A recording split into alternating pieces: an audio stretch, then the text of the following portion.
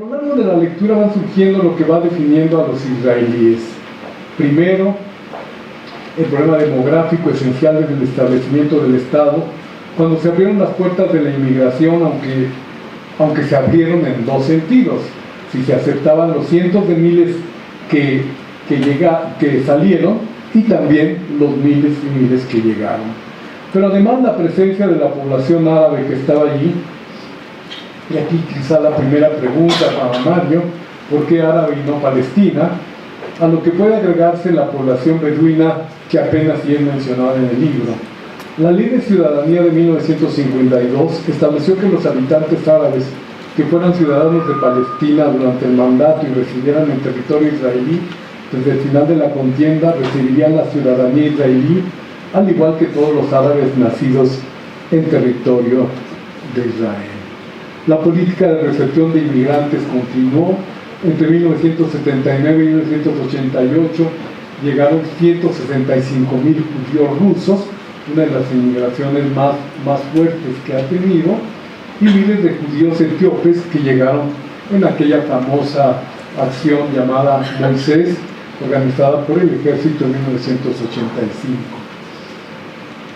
Segundo, es muy difícil disociar la construcción de ese Estado sin las guerras y los problemas de armas que podemos encontrar en ese nuevo país.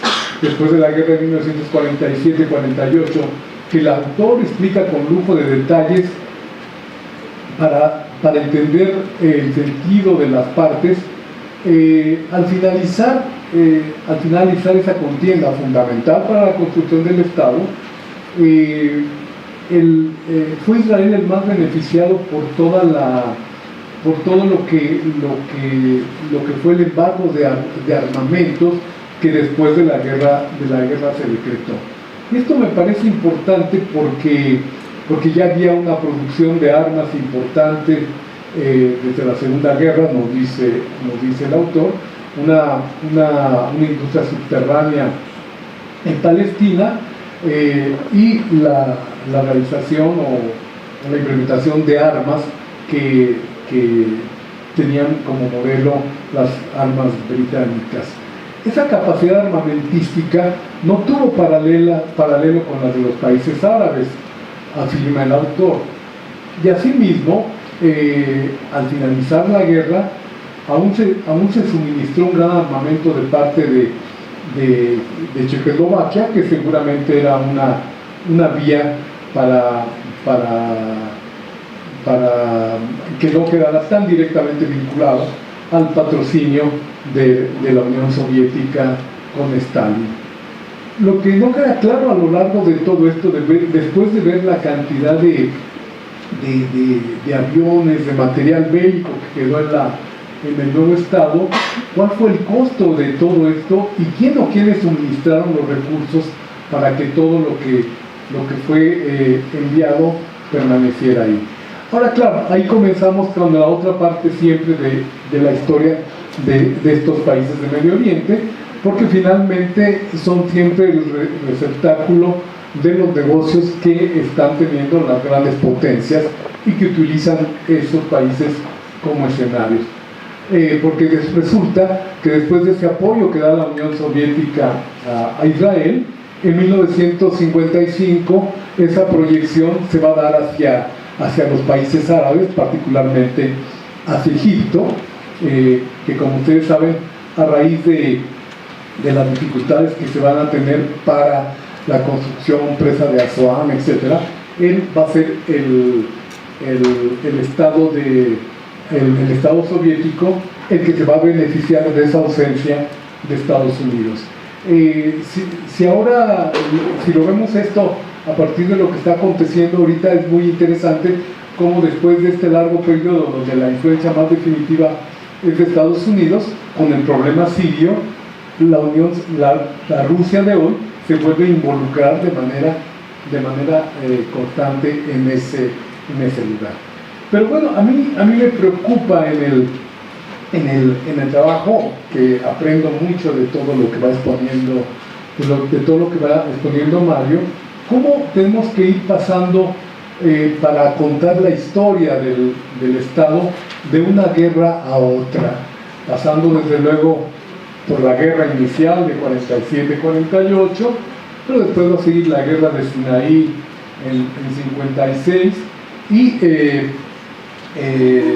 después otros conflictos más y más, y siempre como parte de esa narrativa que va a permitir explicar esa historia. Pero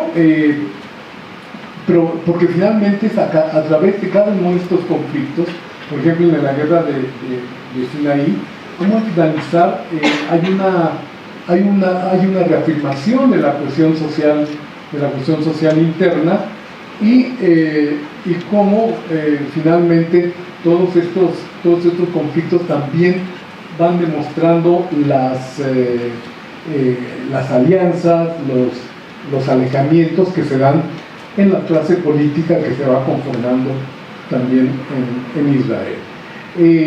Así que tenemos guerra de 1956, guerra de 1967, fundamental para lo que viene después con todos los reclamos palestinos, para lo que concierne al regreso de los territorios ocupados, etc. Después, en 1982, la guerra con Líbano, con repercusiones catastróficas, creo yo, para la región e incluso para el consenso internacional que está generando Israel, porque realmente en ese momento, sobre todo con episodios tan dramáticos como los de Sabra y Shatila, van a cuestionar mucho de la acción, del papel que había venido desempeñando Israel y del cual se había posicionado a lo largo de todo este tiempo. Claro que aquí hay siempre este rejuego al que me refería de composición de alianzas, etcétera, porque finalmente el asunto del Líbano tiene que ver con la intención de Sharon de establecer una alianza con las milicias cristianas maronitas en Líbano y buscar un acercamiento con ese país que no sucedió, pero que finalmente era una estrategia con la cual seguramente pretendía también, como lo plantearon en un momento el ejército de Israel, etcétera, poder contener los ataques que realizaban las milicias palestinas desde el norte hacia Israel y provocar más bien no provocar, sino llegar a un acuerdo de paz que impidiera este tipo de acciones. Sin embargo, pareciera que todo resultó ahí muy complicado, porque al final el problema se extendió con repercusiones que también tuvieron internamente la presencia de la sociedad civil, que por primera vez se expresaba con tal magnitud. Manifestaciones, nos dice Mario, de 400,000 personas. La organización Paz Ahora, muy conocida, que buscaba que Israel saliera del territorio libanés y acelerara el proceso de paz en la región. Desde luego todo esto provocó muchos problemas internamente, y el cambio de gobierno que se vino ajustando en los meses siguientes. Aquí, si pienso en todos estos conflictos, guerras, a través de la misma lectura de Mario, hay de pronto cifras que me impresionan mucho, y quizás sería interesante que él pudiera explicar algo al respecto, porque nos va poniendo las cifras de las consecuencias de las muertes en Israel y los países árabes, y yo lo que veo es una desproporción notoria. Si realmente podemos pensar en una proporción arriesgadamente de 3 a 1, algo así. Por ejemplo, en la guerra del Canal de Suez, que finalmente también en la narrativa los árabes la reclaman como un triunfo por el éxito inicial de la campaña, aunque finalmente se dio de otra manera. El resultado fue 3.000 israelíes muertos, algo así, y más de 9.000 de parte de los países árabes en esa contienda, pero vuelve uno a revisar las cifras y en todos los casos pasa algo semejante. Entonces, el problema hasta aquí es cómo construir la historia de un país a través de una guerra tras otra guerra, etc. Quizá yendo a la primera parte del libro, donde nos habla de la historia antigua, de toda la historia del Antiguo Testamento, pues si uno se refiere a los textos bíblicos, igualmente uno lo que ve es constantes enfrentamientos, guerras, etcétera, quizá por el antecedente de Caín, ¿verdad? Que finalmente se va a mantener y lo vamos a heredar en toda la humanidad, ¿no? En el libro Historia mínima de Israel, Mario Schneider recupera de manera clara y ambiciosa 3.500 años de historia para comprender la gestación y el desarrollo del Estado de Israel. Entre los múltiples aportes del libro, destaca la configuración de realidades y narrativas que no son necesariamente convergentes entre sí o no del todo. Una de ellas, la narrativa sionista, incorpora al Holocausto y al conflicto árabe, palestino, israelí como experiencias traumáticas que se refuerzan mutuamente. Desde la perspectiva del autor, Holocausto y Estado de Israel mantienen una relación cercana, a la vez que Holocausto y conflicto son parte esencial del imaginario colectivo israelí, recuperando la noción de una amenaza existencial a la supervivencia del Estado. Por ello, nos dice el autor, aun cuando nos limitáramos al análisis histórico, estaríamos obligados a considerar al Holocausto y al conflicto, así como la relación entre ambos. Pero ¿existe históricamente una relación entre el Holocausto y el Estado de Israel? ¿Qué tipo de relación es esta? Para explorarlo, el autor nos invita a ponderar dos posturas académicas. Por un lado, aquella representada por Paul Johnson, y según la cual la relación entre el Holocausto e Israel es orgánica. Por el otro lado, la postura del respetado historiador del Holocausto, Yehuda Bauer, para quien es imposible identificar una causalidad entre ambos. Si bien Schneider no piensa que exista tal relación en la creación del Estado, le otorga al Holocausto un papel importante en el desarrollo posterior del mismo. El autor refiere, por ejemplo, al doble efecto del reclamo colectivo de reparaciones por parte de Alemania a los sobrevivientes del Holocausto, negociado por el primer ministro David Ben-Gurión en 1951. Por una parte, el reclamo provocó una fuerte oposición al interior de la sociedad israelí, y por el otro, intensificó la polarización económica entre los judíos ashkenazíes y los orientales. Quizás más importante es el planteamiento de Schneider sobre la presencia de este imaginario colectivo israelí, en el cual hay espacio para visiones acerca del Holocausto y también visiones acerca del conflicto árabe-palestino-israelí. En dicho imaginario ocupa un lugar central el binomio Estado-refugio, Estado-conflicto.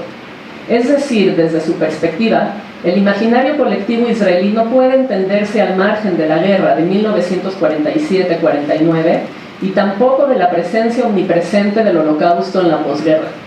El nuevo Estado fue concebido como una solución al gravísimo problema que los sobrevivientes representaban, cientos de miles de personas que vivían en campos desplazados en la Europa, principalmente en Alemania, y que ningún país quería recibir. De esta forma, el Estado de Israel sería no solo un refugio seguro, sino también fuente de esperanza en el futuro para las víctimas del Holocausto y todo judío del mundo que así lo requiriera. Esta idea del Estado como espacio de refugio, sin embargo, coexistía con la necesidad histórica de recibir alrededor de 500.000 de sobrevivientes del Holocausto en duras condiciones bélicas, convirtiéndose así en un problema mayor. A ello se suma el impacto del Holocausto a nivel personal y el cual sigue presente, nos dice el autor, en la tercera generación de descendientes de estos inmigrantes refugiados.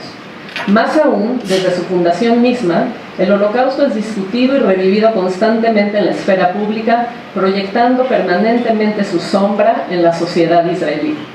No obstante, el panorama que nos presenta el autor, así como las discusiones académicas que lo rodean, adquieren un nivel de complejidad mayor cuando consideramos los primeros años de vida del Estado. Schneider nos introduce de nuevo a las perspectivas académicas y al debate historiográfico, a través de las posturas de Dalia Ofer e Idit Sertal. En este caso nos confronta con la necesidad de considerar la idea que la sociedad israelí colocó al Holocausto como tema central en su discurso público, incluso antes del inicio de su vida estatal y especialmente durante la primera década de su vida soberana, de frente al argumento de Sertal, el primero fue el de Ofer, sobre el silencio organizado en la década de los 50 y hasta el juicio de Eichmann. El libro despliega con detalle las distintas prácticas estatales de recuerdo y conmemoración tempranas, el establecimiento de lugares de memoria que comprendían placas, memoriales y monumentos, como dice él, a lo largo y ancho del país, la construcción de Yad Vashem, que ya fue mencionada, en Jerusalén, y la codificación por parte de la Knesset de la ley del Día del Recuerdo del Holocausto y el heroísmo, entre otras. Por su relevancia en la historia del Holocausto y su impacto en Israel, sería importante también, me parece, considerar los planteamientos de autores como Tom Segev y Hannah Jablonka, precisamente porque pudieran llegar a ser un puente argumentativo entre Ofer y Sertal. Los estudios de ambos autores no niegan la presencia del Holocausto en el espacio público o en el imaginario colectivo, pero cuestionan la medida en que dichas prácticas, representaciones o construcciones respondieron a las expectativas y necesidades de los sobrevivientes. Más aún, la conspiración del silencio resultó quizás de los encuentros y también de los desencuentros entre los recién llegados y los miembros del Yeshuv. En relación a esta población, su integración y el impacto que tuvo sobre el carácter de la sociedad israelí, el libro parece decir quizás menos que sobre otras olas de inmigrantes. Y sin embargo, me parece este tema se torna esencial precisamente por el lugar que ocupa la realidad y la narrativa de Israel como Estado refugio seguro para un pueblo que sufrió discriminación histórica con su expresión más radical en el Holocausto. De acuerdo con el autor, paradójica y paralelamente, el papel protagónico de Israel como Estado refugio se vio desde el inicio acompañado por su antagonismo como estado de conflicto de frente a la cuestión árabe y la árabe-palestina. Esto significa que históricamente el conflicto ha sido leído en clave de holocausto como exterminio total y amenaza existencial. Por ello, frases recurrentes de la propaganda popular y retórica palestina y árabe penetran el imaginario social israelí dentro del marco creado por la huella del Holocausto. Sobre ello, quisiera presentar dos reflexiones finales y concluyo. Espero a tiempo. La primera se relaciona con la operación o funcionalidad social del binomio Estado-refugio, Estado-conflicto, y la segunda refiere a lo que pareciera ser el carácter permanente o hasta impermeable de esta construcción. En relación a lo primero, el autor sugiere que, como todo imaginario colectivo, el israelí no opera sobre la base de datos racionales que requerirían de distintos niveles de conocimiento difícilmente accesibles a la mayoría. En cambio, debe considerarse el temor que se produce a nivel social. Por ello, ante una amenaza percibida como real, se procesa selectivamente la información, concentrándose en los aspectos negativos y amenazantes que conforman el núcleo central del pensamiento. Siendo que el Holocausto está firmemente implantado en el imaginario colectivo de Israel, las percepciones acerca de este evento sirven de filtro o referente frente a amenazas colectivas posteriores. A pesar de la plausibilidad del argumento que prioriza la mediación subjetiva, me parece importante recuperar la experiencia histórica, tanto particular como acumulada, de violencia recurrente y de rechazo, de tal forma que a pesar de que los regímenes políticos árabes o la OLP agudizaban la amenaza a través de la propaganda o de narrativas hegemónicas, ello coexistía con una sensación legítima de miedo compartido. El libro, Historia Mínima de Israel, contiene distintos ejemplos que comprenden una larga historia de judiofobia y antisemitismo, así como un fuerte rechazo a la existencia de un Estado judío soberano en Palestina y que se ven expresados en diferentes instancias de violencia en el Medio Oriente. No voy a mencionar los ejemplos en aras del tiempo. Sin embargo, todo ello me lleva a pensar sobre la importancia que tiene el examinar con seriedad la ecuación amenaza real, amenaza percibida, o lo fáctico u objetivo vis-a-vis la representación simbólica.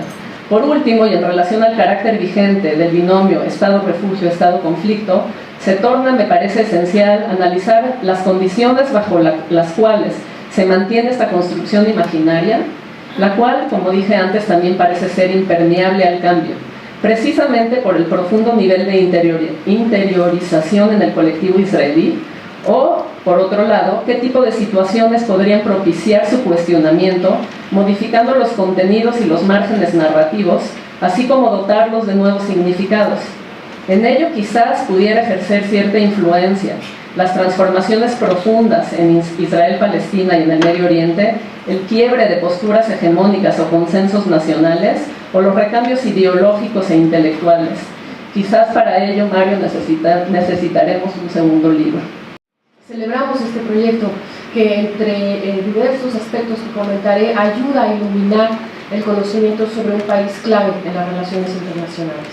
Ha sido necesario un libro en español que extendiera el conocimiento sobre la historia de Israel, al tiempo que el interés en México y en Latinoamérica por el Medio Oriente ha aumentado de forma constante en los últimos 15 años o más. Mientras que nunca está ausente en los medios de comunicación en México, en el discurso público, en redes sociales, su estudio académico, riguroso, serio y consistente tampoco es muy habitual. Nuestro primer desafío como académicos y especialistas es emplear adecuadamente herramientas conceptuales y metodológicas para evitar observaciones basadas solamente en la coyuntura, ¿no? o conclusiones elaboradas para estar en sintonía con las tendencias o agendas políticas del momento. En lengua inglesa abunda la bibliografía sobre la historia de Israel. Entre las obras de historia más recientes, al menos que yo conozco, están esta de Colin Schindler, exactamente, A History of Modern Israel, de 2013, está esta súper reciente, de Michael Brenner, In Search of Israel. Hay también una extensa documentación que se enfoca en algún aspecto específico de la historia de Israel. Dos ejemplos de mucha utilidad son los trabajos de Ilan Pape y el libro de Alain Bikov, mi profesor de París, The Invention of a Nation, entre otros. Hay otros que se enfocan en la política exterior. Pienso en el que es un clásico, Decisions in Foreign Policy, de Michael Brecker, del 74, que es un clásico, o el de Avi Shlaim, The Iron Wall, Israel and the Arab World. Entre los estudios orientados a la política interna y su funcionamiento están los trabajos de Given Porat y Yagi Levy, el de Brent Sashley y Harold Waller, que acaba de, no hace mucho salió, Politics in Israel, y entre aquellos a su sociedad y algún segmento particular de ella, las investigaciones de Laurence Louer sobre los palestinos de Israel. En español, la verdad es que no hay muy poco, y la verdad es que los lectores de Historia Mínima de Israel encontraron una aportación a la reflexión sobre Medio Oriente desde América Latina, así como un punto de partida para informarse y aproximarse a Israel, sus aspectos poblacionales, políticos, culturales, etc. Los temas que el autor toca de manera directa o transversal, por la brevedad que la obra requiere, son diversos. Los orígenes de Israel, ya lo mencionaron, la construcción del Estado después de 48, religión y política, sistema de gobierno, grupos de interés y protesta política, la relación con los países árabes y particularmente con los palestinos. Luego del asomo a la que me pareció fascinante historia del pueblo judío, el autor explica que comprender a Israel exige entender el proyecto nacional del que es resultado, o sea, el sionismo.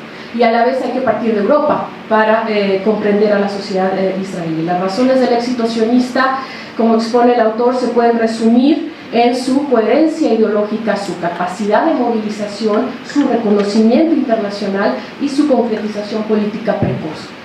Con la creación del Estado, el sionismo se convirtió en una ideología oficial, explícitamente vinculada, ¿no es cierto?, con un proyecto de movilización nacionalista, con claras consecuencias institucionales y sociales. El periodo de 1917 a 39 se presenta implícitamente como un parteaguas en la trayectoria de Israel como protoestado y luego como Estado. Sin el apoyo de Gran Bretaña, quien aplastó la gran revuelta palestina de 36-39, y sin el apoyo de Europa, me pregunto si el proyecto sionista podría no haber fructificado. La declaración de Balfour y su compromiso semántico fueron a este respecto un momento clave. La exposición del autor sobre la guerra de 1948 enseña que esta marcó para siempre y a la fecha los destinos de Israel. La guerra fue breve, pero dejó su huella indeleble. Las subsecuentes guerras árabes-israelíes, la Guerra Fría en la región, el nacimiento de la lucha nacionalista y armada palestina y las políticas de negociación para la paz, en toda su complejidad, son una consecuencia directa de esa guerra. A mediados de los años 50, Israel atacó Egipto en coalición con Francia y Gran Bretaña. Esta guerra, conocida como Guerra de Suez y que Mario Schneider llama Campaña del Sinaí o Guerra del Sinaí, terminó con la victoria militar de Israel, aunque relativa, pues no solo sufrió importantes bajas, sino que involucró a la Unión Soviética más directamente en el conflicto con los gobiernos árabes. La explicación que hace Mario Schneider sobre el estallido de la guerra de junio de 67 evoca los análisis de especialistas en estrategia militar que han estudiado esta guerra, que han descifrado la responsabilidad compartida de los protagonistas después de una serie de errores de cálculo, eso me recordó, por parte de todos. Schneider también menciona las repercusiones del enfrentamiento bélico de 67 en distintos ámbitos. Uno de ellos es el sistema de valores y comportamientos de la sociedad israelí. En efecto, el autor destaca el renacimiento del factor religioso. La gloria de los grupos asociados al sionismo religioso vino con la victoria electoral del partido Likud en 1977, que fomentó su ideología. Cuando se habla de la guerra del 67, el autor menciona también los asentamientos que ya mencionaban mis colegas. El tema, como él lo ejemplifica en repetidas ocasiones, se asocia con una situación que afecta directamente la vida política, social, institucional de Israel y desde luego sus relaciones exteriores. Después de la guerra de 1967, Mario Schneider explica que el mercado laboral israelí se abrió a los palestinos, permitiendo la expansión de la economía local y del nivel de vida. Sin embargo, esta situación duró poco, pues los palestinos continuaron sometidos a humillaciones cotidianas, mientras que sus condiciones laborales se degradaron rápidamente frente a las de sus contrapartes israelíes. Además, en el plano territorial, Israel declaró a Jerusalén su capital eterna en 1981 y se reglamentó el acceso a la explanada de la mezquita y lugares santos para los musulmanes. Se anexaron tierras para asegurar el estatus de Jerusalén y crear colonias que garantizaran la seguridad de las fronteras, con repercusiones para la distribución equitativa de recursos naturales. La mayor parte de estas evoluciones son mencionadas por el autor. Finalmente, Schneider expone cómo la llamada guerra de desgaste puede entenderse como una consecuencia de la guerra de junio. Admiten también considerarse como causas o antecedentes de la guerra de desgaste la alianza estratégica, me parece, que se forja entre Israel y Estados Unidos a partir de esa guerra, así como el acercamiento de los países árabes a la Unión Soviética. Finalmente, el autor aquí muestra que ese breve pero intenso periodo afectó la política nuclear de Israel y muestra los personajes, las figuras políticas que defendieron ese proyecto. A finales de la década de los 70 y con la llegada del Likud en 77, comenzó la integración al funcionamiento del sistema político de otros grupos que hasta entonces habían sido periféricos, como los ultraortodoxos. Su inserción en el juego político ocurrió alrededor de una derecha que defendía una estrategia sin concesiones, difícilmente conciliable con el etos democrático.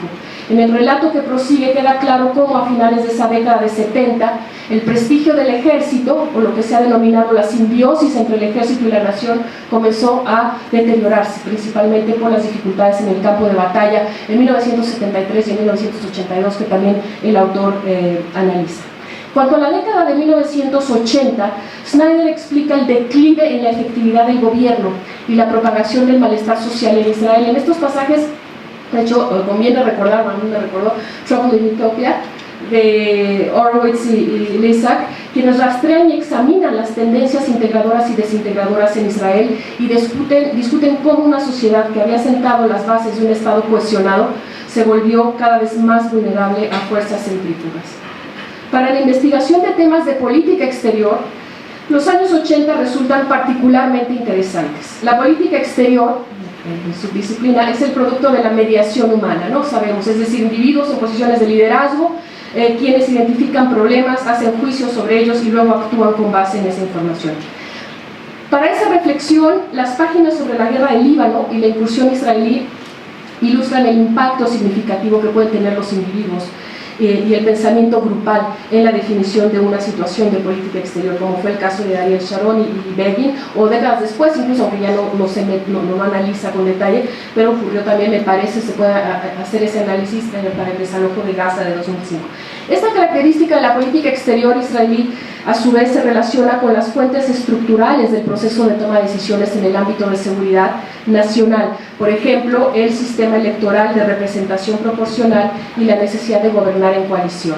Estos dos aspectos no se describen a detalle, si bien sí se incluyen en el relato. En todo caso, en varias ocasiones, dichos factores fomentan la elaboración de soluciones parciales y la parálisis, así como el predominio de la táctica sobre la estrategia, lo que confirma de hecho uno de los 3 planteamientos que hace el autor en su introducción sobre, cito, la capacidad improvisadora que caracteriza a las élites israelíes, que contribuye a perpetuar una sensación continua de crisis. Cierro cito.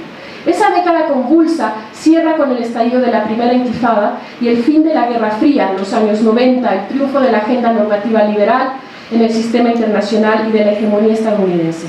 En la evolución de las negociaciones entre palestinos e israelíes durante los 90 se observan avances concretos importantes, pero estos se acompañan de retrocesos aún mayores. Hacia la segunda mitad del decenio de los 90, los acuerdos de Oslo entraron en una fase de agonía y predominaba la decepción en el mundo árabe y los palestinos frente a las promesas no cumplidas del llamado proceso de paz. A finales de 2000 estalló la segunda intifada. La consigna de la brevedad del libro deja algunas preocupaciones. Para evitar el compendio de hechos heteróclitos, todo panorama general requiere desde luego articulación analítica, eje unificador, lógica de estructuración, además de una estrategia narrativa y estilística. En este caso, los eventos históricos, la puntualización sobre la trama política, el asomo al panorama internacional, guían el texto. De vez en vez, con todo, echamos de menos transiciones que ayuden a atemperar lo intrincado de los temas. Tratándose de una revisión histórica y de los problemas de método que la misma implica, resulta oportuno atender el criterio de documentación y la forma como se resuelven algunos de sus problemas. En la mayoría de los casos, de nuevo a causa de la brevedad del texto, algunas páginas abren preguntas que animarán al lector, novicio o informado, a seguir la reflexión. Un caso interesante es el de la nueva historiografía sobre Israel, que se ubica a finales de los 80 sobre lo que ocurrió en la guerra de 1948. El libro no ahonda tanto, pero menciona la obra de Benny Morris e Ilan Pappé. Al hacerlo, queda entreabierta la pregunta sobre la controvertida revisión de Morris a sus hallazgos publicados en 89, en particular frente al concepto de limpieza étnica. Asimismo, el libro cita la posición de Ilan Pappé y las contradicciones en las que desde la perspectiva del autor ha caído. Al respecto, persisten en el lector las interrogantes sobre la necesidad de documentación oficial y testimonial que permitan entender mejor los eventos y posturas sucedidos desde entonces. Más adelante, Mario Schneider sostiene que, cito, a nivel de régimen, la democracia de Israel no tiene grandes problemas de legitimidad internacional. La excepción son los territorios que Israel adquiere, libera, ocupa como secuela de la Guerra de los 6 días, que aún funcionan bajo un régimen de ocupación militar. Cierro. Sí.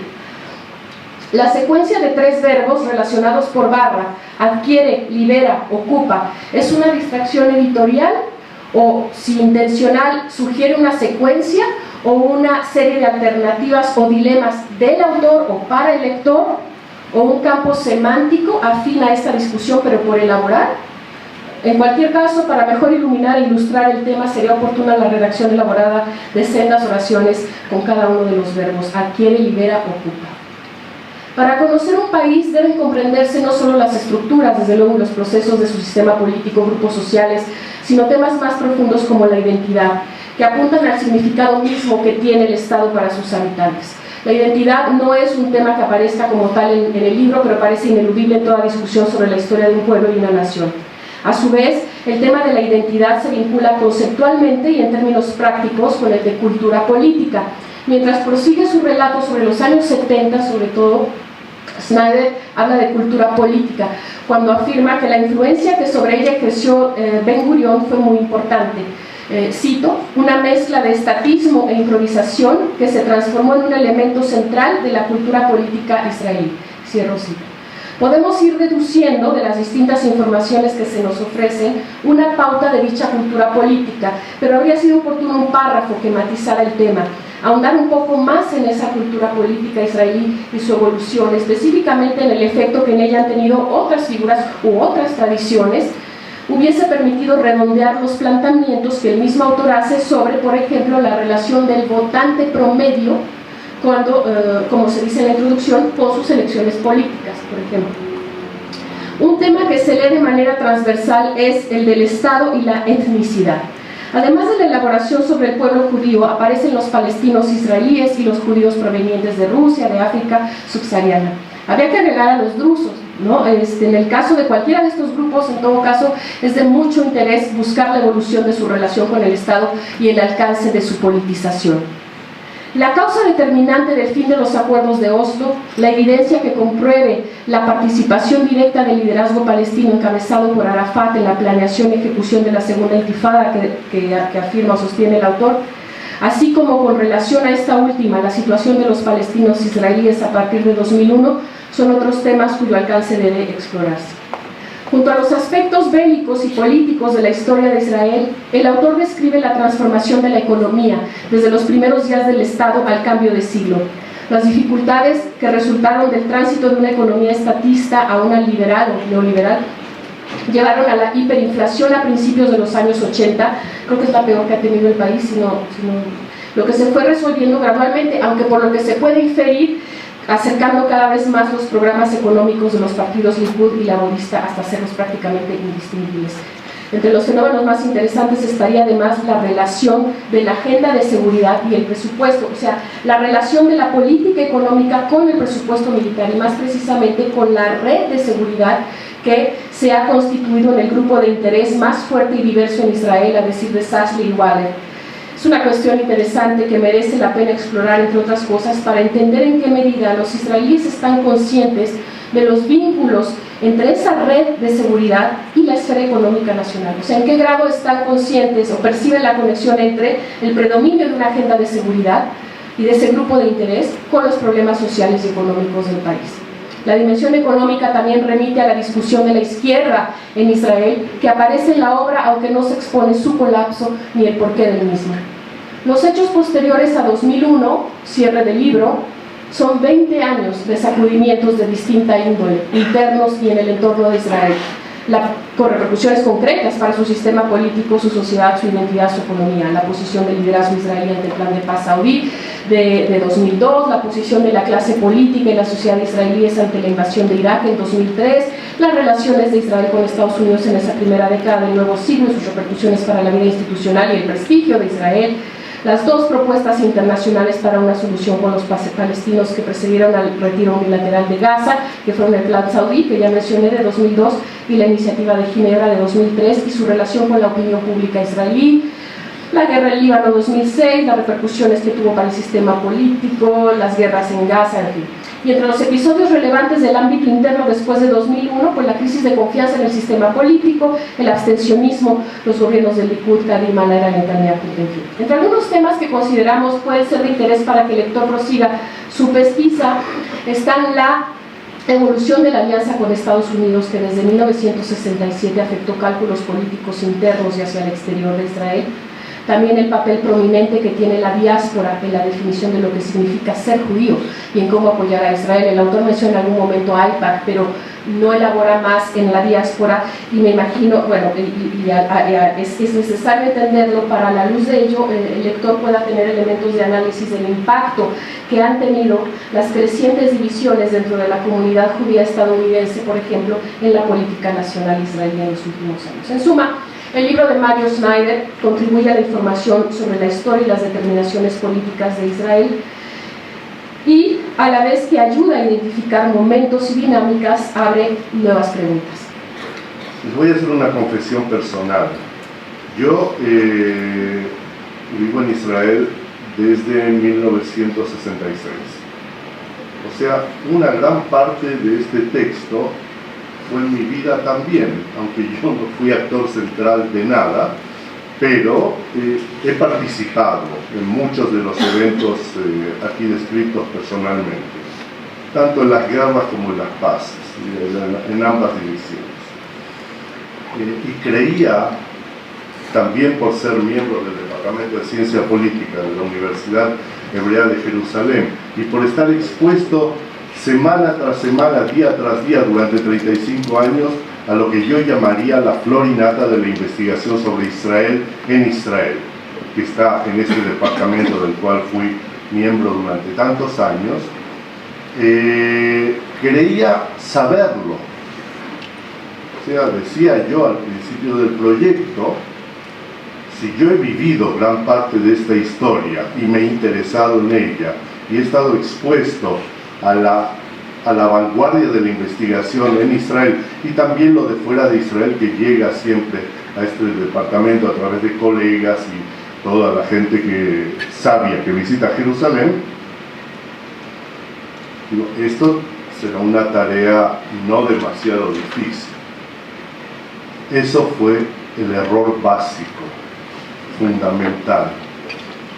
La tarea no fue difícil y fue para mí una vivencia personal de muchísimo valor, pero paso a paso me fui dando cuenta de mi ignorancia y de cuánto había que aprender para cada uno de los puntos citados en el libro. Esto va a responder una parte de las observaciones que se me ha hecho. Y yo, con el vicio académico, no soy capaz de escribir un libro sin notas. Yo no soy novelista, yo lo lamento, pero no tengo la imaginación y estoy acostumbrado, porque así me enseñaron, en hebreo se dice Moray Rabotai, mis profesores y mis rabinos. Bueno, habrán rabinos ateos también, hay de todo en Israel.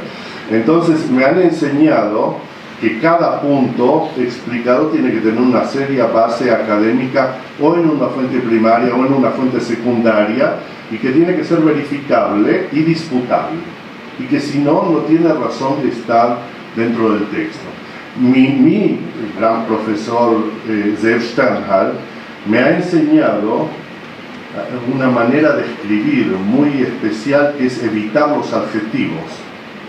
Yo escribo un texto y borro los adjetivos, uno tras otro, porque no es mi tarea juzgar, ni ensalzar, ni denigrar a nada ni a nadie. Mi tarea es intentar analizar. Y esto fue lo que hice en este texto, tratando de establecer todo el tiempo la relación causa-efecto dentro de los contextos cambiantes, porque también el contexto, o sería que uno de los lemas que tendrían que haber en la Universidad Hebrea es para entender el texto hace falta el contexto y para entender el contexto hay que leer el texto. Una idea que tenemos nosotros allá desde hace muchísimos años. El impulso intelectual básico ha sido de alguna u otra manera mencionado por mis colegas aquí y era escribir una obra académica seria en lenguaje simple en un tema saturado de ideologías, narrativas y mitos que chocan entre sí. Y yo debo ser el enemigo número 2 de las narrativas, los mitos y todas estas cosas que creo yo que dificultan mucho la política y dificultan mucho la vida también, porque sí los entiendo en el plano estético, artístico, espiritual, pero no los entiendo en algo tan definitorio para la vida del ser humano y de todos los seres humanos como es la política, o sea, lo que forja los destinos de cada uno y de los grandes grupos sociales. Entonces, escribiendo un libro con notas, ya hace un buen tiempo, hablo con Pablo Yankelevich y le digo, mira, yo estoy en la página 725 y me faltan los últimos 20-25 años, y lo tengo escrito el texto con notas, y Pablo me recuerda lo que me había dicho al principio, y es que esto es un texto sin notas y el máximo del máximo del máximo, incluyendo la bibliografía, tiene que ser menor de 300 páginas. Entonces yo me sometí a repetidas operaciones más dolorosas que cortarse los propios dedos, que fue reducir el texto largo a un texto pequeño y concentrado, y al cual le agregué otra intencionalidad, que fue despertar la curiosidad, despertar la seria curiosidad intelectual del público, del lector. O sea, yo no puedo resolver en este marco ninguno de los problemas que planteo. Puedo apuntar a ideas en una u otra dirección, pero sí puedo y trato de despertar curiosidad también a través de la bibliografía al final del libro, para que el lector diga: qué interesante que es esto, voy a leer un texto más profundo sobre este tema, porque como bien lo han dicho ustedes 3, 4, aquí hay muchos temas que se entrelazan, hay muchas cuestiones relacionadas unas con las otras, y era imposible irse por cada rama y abarcar todo este gran árbol de la vida que es la historia de Israel.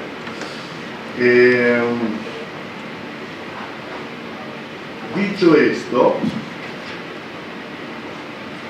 tengo que asegurarles que asumo todos los errores de esta historia mínima de Israel, son responsabilidad mía. Los hay, o sea, yo creo haber revisado el texto y haberlo leído muchas veces, pero siempre hay errores y siempre hay omisiones y cosas que escapan a la realidad de la escritura académica. Y agradezco a todos aquellos quienes con su colaboración y su labor de investigación y su ayuda personal hicieron posible mi tarea. Los méritos son de ellos, los defectos son míos. Si yo tuviera que explicar en 3 frases cuál es el secreto de la existencia y la supervivencia de Israel, yo diría que es el binomio modernidad-modernización, por un lado, o sea, modernidad en el sentido ético, en el sentido de valores, y modernización en el sentido de material de la modernización, que creo que esto es fundamental. El segundo es el haber creado a través de los años, no el 14 de mayo de 1948, sino en las décadas precedentes, una estructura funcional, institucional fuerte, que realizó en forma casi automática la transición al Estado. O sea, este proyecto sionista creó instituciones, construyó un Estado embrionario, con instituciones muy fuertes, muy estables, que en el momento en que la circunstancia política interna e internacional permitieron establecer el Estado de forma formal, transitaron directamente y le permitieron sobrevivir la guerra de 1947-1949, más allá de otros factores. Luego, yo creo que el sistema político israelí es altamente representativo debido a la historia preestatal de Israel, y eso lo han explicado muchísimos autores. Es un sistema de toma de indecisiones. O sea, el sistema coalicional actual no es capaz ni de elaborar estrategias a largo plazo, ni de tomar las decisiones políticas que tienen altos costos a nivel político inmediato. O sea, le puede costar el gobierno a quien gobierna. Entonces, claro, siempre me va a responder alguien y me dirá: bueno, ya, pero para eso existen los estadistas, ¿verdad? Ben-Gurión, quizás de otra manera Menachem Begin, quizás de una manera completamente diferente Yitzhak Rabin, no sé, quizás hasta podríamos alargar la lista y decir que en un momento de su vida política Sharon tomó decisiones estratégicas que tenían muy alto costo político y las realizó. Pero eso, no hay ninguna seguridad de que un país cuenta constantemente con estadistas y que ellos van a estar al frente del sistema político. Aún si cuenta con ellos, nadie se asegura el éxito electoral, porque son dos planos distintos. Entonces, el problema es qué hacemos, y aquí entramos en una paradoja que ya ni siquiera intenté inserir en el texto, que es el problema de que en Israel existe como una visión que dice que para cambiar el sistema político hace falta la estabilidad que solo trae la paz. Pero para hacer la paz hace falta cambiar el sistema político. Y tenemos un problema con esto, creo yo, un problema bastante grave, que es la responsabilidad del pueblo de Israel, de sus ciudadanos, de todos sus ciudadanos, de alguna manera resolverlo. A mí siempre me interesan las cuestiones teóricas, entonces tengo una tendencia a salirme, aunque hay muchos detalles en el libro, a tratar de escapar hacia algún tipo de visión teórica. Otra particularidad que me parece sumamente interesante, que me fascinó a mí, es el dar vuelta a la idea del orden entre construcción nacional y construcción estatal. En este sentido, Israel es un caso paradigmático en el cual muchos dicen que el Estado se construye antes que la nación. No quiero de ninguna manera usar el término pueblo. No me gusta el término pueblo como cientista político por la acepción populista y porque es algo indefinible. O sea, no podemos hablar, o sea, pueblo hoy día no es lo mismo que pueblo hace 200 años, hace 1000 años, hace 2000 años, hace 3000 años.